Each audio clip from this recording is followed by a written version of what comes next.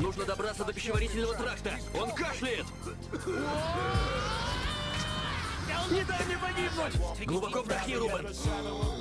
Ты не умрешь! Как тебя зовут? Меня зовут...